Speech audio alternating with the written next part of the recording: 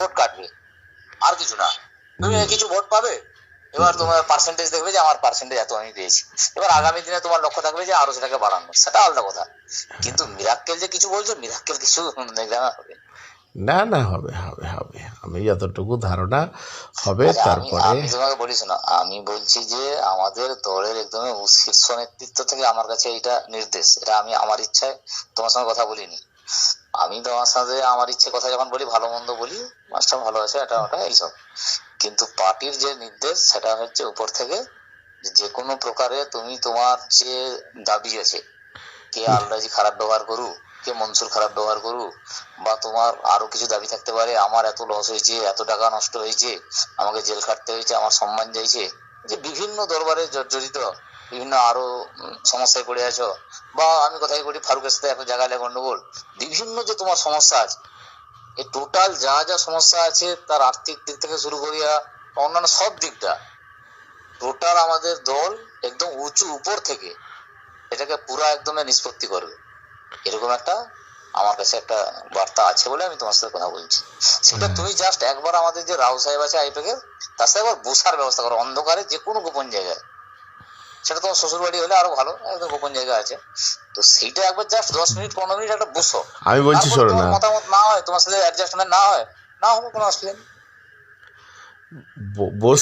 বসলে ফায়দা হবে না। আমি বসলে মনসুরদা, আমি তোমাকে কি বলি, না শোনো না, না। আমি বলছি কারোর সাথে কেউ বসলে কেউ তো কাউকে খুন করে দিবেনি, না বা বসলে না না না, সেটাকে সেটা মেনে নিতে সেটা ব্যাপারটা না। কখনো নয়। আমি তোমাকে বুঝিয়ে বলি মনসুরদা, ধরো ধরো আমি আমি তুমি বুঝলি, আমি আমি যেটা বলবো বিশ্বাসঘাতক তোমাকে হতে মেনে পারবো নিতে না। না, আমি ব্যাপার নেই। বিশ্বাসঘাতক হতে পারবো না। আমি সবটাই বুঝলাম, সব বুঝলাম, না বিশ্বাসঘাতক, কিন্তু দল এই মুহূর্তে প্রার্থী যখন ঘোষণা করে দিয়েছে না, সেখানে আমি বিশ্বাসঘাতক হতে পারবো না। না, কারণ আমার একটা ফ্যান ফলোয়ার আছে, আমি সেখানে বিশ্বাসঘাতক হতে পারবো না। আমি দায়িত্ব নিয়ে বলছি, তুমি তো আমি ইসলাম নিয়ে চলি, আমি কোরআন ডাইরেক্ট, হাদিস নিয়ে চলি। ডাইরেক্ট তৃণমূলের যোগ হবে এবং তৃণমূলের নেতা হিসেবে ফ্যান ফলোয়ারকে কাজে কাজে লাগাবে, অসুবিধা কি আছে? না তুমি তো না না তৃণমূলের নেতা হিসেবে ফ্যান ফলোয়ারকে কাজে লাগাবে, না না না তাদের সঙ্গে আলোচনা করে তুমি আসবে। না না না না এখানে তো তুমি দল চেঞ্জ করে তোমার কেউ কিছু করে নিতে পারবে এরকম তো ব্যাপার নেই। না না না, তা ওটা না তো। আরে না, পয়সা টয়সা মানে কোনো বিষয় নিয়ে আমি ভাবি না। আমি এই কারণে যে না, আমি একটা নিষ্ঠার সাথে চলার চেষ্টা করি। আমি যে তুমি নিষ্ঠার সাথে চলো এটা জানি, তুমি অনেক অন্যায়ের প্রতিবাদ, আমাদের এখানে ঈদগাহে যে দরবারটা হয়েছিল সেটা আমরা বিভিন্ন জায়গায়, তুমি হয়তো জানানি, আমরা তোমার হয়ে সাপোর্ট করেছি, যে না যেটা বলেছে সেটা সঠিক কথাই বলেছে, যে যেটাকে ভুল ব্যাখ্যা করুক। মানে আমি তোমার শ্বশুর বাড়িতে শোনার পর প্রথমে যখন এই ব্যাপারটা হলো, অন্য কি কারণে তোমার শ্বশুর বাড়িতে গেছিলাম, তোমার শ্বশুর খুলে ব্যাপারটা বললো, তখন আমি আবার দ্বিতীয় ব্যক্তিকে বললাম যে না এই ব্যাপারটা এরকম ভাবে হয়েছে, লোক ভুল বুঝছে বোঝাচ্ছে। তো যাই হোক, যেটা সঠিক সে সঠিক বলতে হবে। আমি যেটা বলছি যে তোমার পার্টির সঙ্গে বা বিশ্বাসঘাতকতা বেইমানির কোনো জায়গা নেই, আর সেটা করতে আমিও চাই না। আমি বলছি একবার বসে একটা প্ল্যানিং করা হোক, এইটা করতে অসুবিধা কি আছে? তুমি তো তোমার ফ্যান ফলোয়ার্স যেমন আছে তাদের সঙ্গে বিশ্বাসঘাতকতা না হয়, নিশ্চয়ই তাদের সঙ্গে আলোচনা করবে, যখন আসবে তাদের সবাইকে নিয়ে একসঙ্গে আসবে, সেখানে তোমার তৃণমূলের কোন জায়গাটা হয়ে যাবে, বা আমাদের রাজ্য সরকারের কাছে তোমার জায়গাটা কোন কত উঁচুতে চলে যাবে। না না না না না না, আমি আমি আমি মনসুরদা, আমি যেটা বুঝিয়ে বলি, তুমি সব বলছো, সবই আমার কাছে খবর ছিল, সবই আছে, কিন্তু আমি তোমাকে বুঝিয়ে বলি মনসুরদা, আমার সাহস মানে তুমি আমার সিনিয়র টিচার, আমি তোমার অনেক জুনিয়র। এবার আমি তোমাকে বলি যে আমি এই বিশ্বাসঘাতকের জায়গায় যাব না। আমার অনেক ক্ষতি হয়েছে, সেগুলো সবই আমি জানি, আমি অনেক ক্ষতি হয়েছে। তুমি আমার শ্বশুরকে জিজ্ঞেস করবে, যা যা সমস্যায় জর্জরিত, যত আর্থিক টাকা যত টাকা ক্ষতি হয়েছে এবং যা যা সমস্যায় জর্জরিত, সব সমস্যার সমাধান হওয়ার পর সিদ্ধান্ত হবে। না আমি সবই বুঝি, আমি বলছি তো। আশ্বাসের কোনো ব্যাপার নেই, যেমন আমি বলি নিখিলের বেটা বাপ্পা বেটাকে যখন আমরা পার্টিতে নেই, তাকে যে আশ্বাস দিয়া নিয়েছি না, তাকে ট্রান্সফার করে সেই দিন অর্ডার করে, শুক্রবার অর্ডার করে শনিবারে জয়েন করিয়েছি পার্টিতে।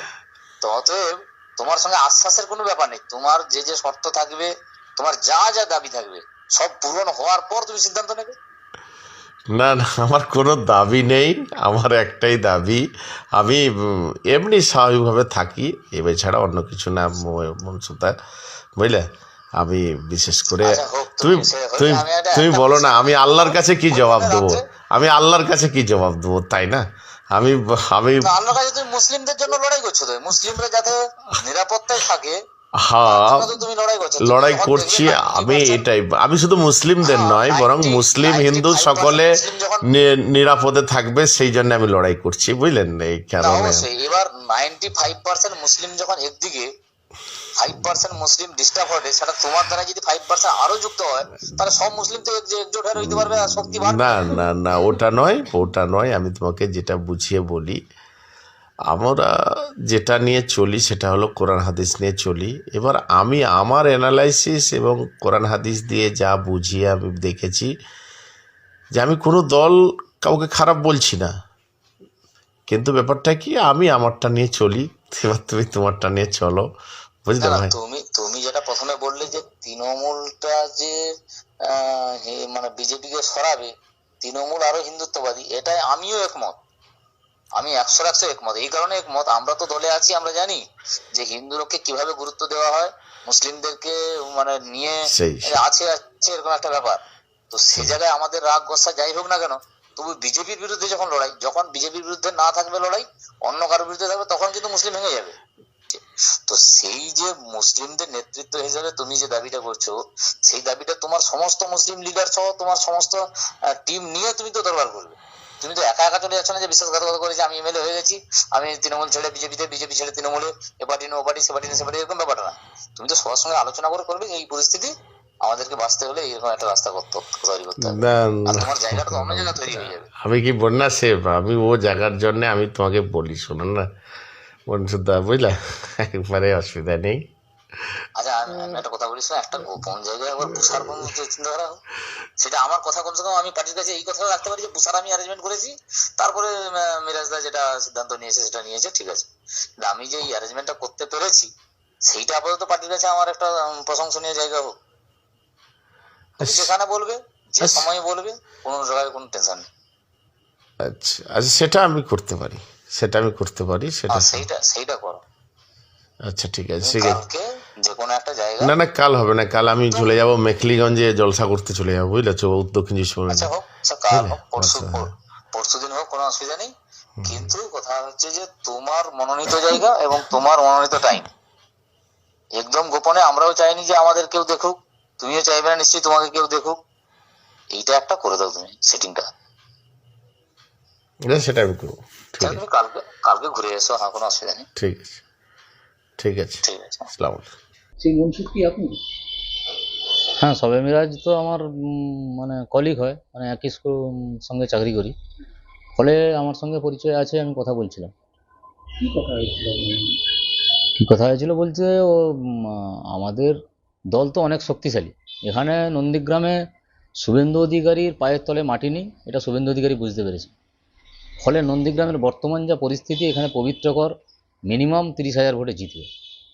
সেই কারণে আমাদের দল আরও যাতে শক্তিশালী হয় বা আরও বৃদ্ধি পায়, মুসলিম ভোট কাটার যে চক্রান্ত করছে শুভেন্দু অধিকারী, আইএসএফের হয়ে নিজে প্রচার করছে, যে বিভিন্ন জায়গায় গিয়ে বলছে যে যেসব মুসলিম বিজেপিকে ভোট দেবে না তারা আইএসএফকে ভোট দেবে।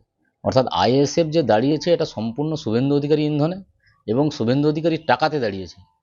ফলে আমরা ওর সঙ্গে যেহেতু বন্ধুত্ব আছে, আমি চেষ্টা করছিলাম যে ওদের কয়েকজন বেকার এদিক ওদিক ঘোরাঘুরি করবে কেন, আমাদের সঙ্গে যুক্ত হয়ে যাবে।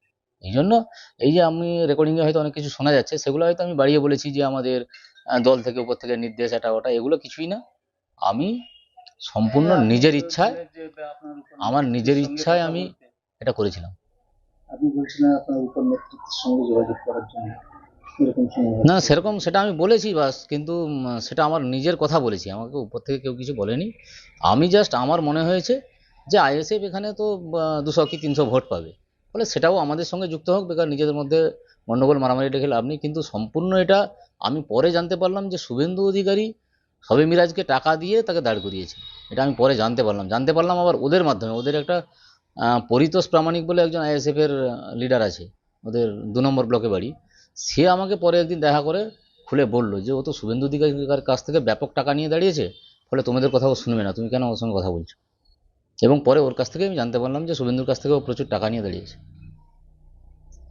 আপনি এই যে অডিওটা ভাইরাল হয়েছে এরকম, এটা কি কোনো দলের নির্দেশ ছিল আপনাকে?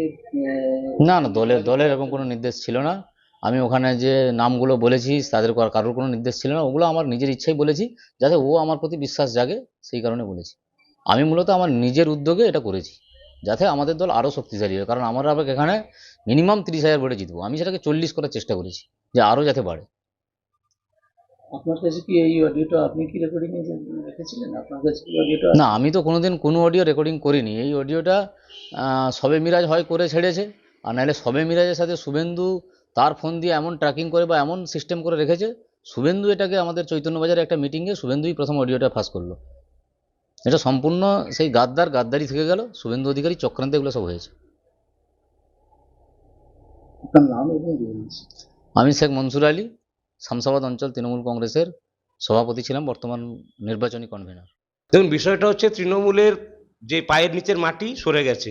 তৃণমূলের যেটাকে ভোট ব্যাংক ওরা ভেবে থাকে, সেই ভোট ব্যাংক আজকের দিনে তৃণমূলের কাছ থেকে সংখ্যালঘু যে ভোট ব্যাংক আছে সেটা সরে চলে গেছে।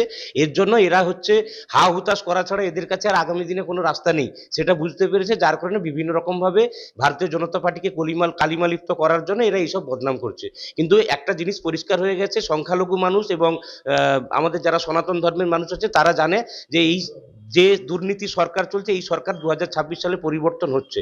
মানুষের মনে একটাই কথা এসে গেছে, পাল্টানো দরকার, চাই বিজেপি সরকার। সেই জায়গায় দাঁড়িয়ে সংখ্যালঘু বলুন আর সংখ্যাগুরু বলুন, সবাই ভারতীয় জনতা পার্টিকে 23 তারিখ এবং 29 তারিখে ভোট দান করবে, এবং 4 তারিখে দেখবেন তৃণমূল দলটা গঙ্গায় গিয়ে ডুবে পড়েছে। এবং সর্বরাজ খানও বলছেন যে এই যে ভিডিওটা ভাইরাল হয়েছে এর পেছনে বিজেপির হাত আছে। দেখুন, শবে মিরাজ খান কি বলছে না বলছে সেটা তার ব্যক্তিগত ব্যাপার, কিন্তু আমাদের সাথে ভারতীয় জনতা পার্টির যে নীতি চিন্তাভাবনা, যে মতাদর্শ, সেই মতাদর্শে ভারতীয় জনতা পার্টি এগিয়ে যাচ্ছে। সেখানে কে কার সাথে জড়িত আছে না আছে সেটা তাদের ইন্টারনাল ব্যাপার, তাদের আভ্যন্তরীণ ব্যাপার। সেই ব্যাপারে ভারতীয় জনতা পার্টি তার নিজের প্রার্থী, এখানে বিধায়ক শ্রী শুভেন্দু অধিকারী মহাশয় দাঁড়িয়েছেন। উনি ভবানীপুর এবং নন্দীগ্রামে দু জায়গায় একসাথে কন্টেস্ট করার জন্য উনি ভবানীপুরেই বেশি সময় দিয়েছেন। আমরা নন্দীগ্রামের যারা আছে তারা একজন, এই যে আমাদের পঞ্চায়েত প্রার্থী, যে তোলামূল প্রাইভেট লিমিটেডের পঞ্চায়েত প্রার্থী, তাকে হারানোর জন্য আমরাই যথেষ্ট। আমাদের নেতৃত্বে হারবেন শুভেন্দু অধিকারী মহাশয়। উনি ভবানীপুরেই বেশি ব্যস্ত আছেন, বেশি সময় দিচ্ছেন, এবং ভবানীপুরেও জিতবো, নন্দীগ্রামে তো জিতেই বসে আছি আমরা।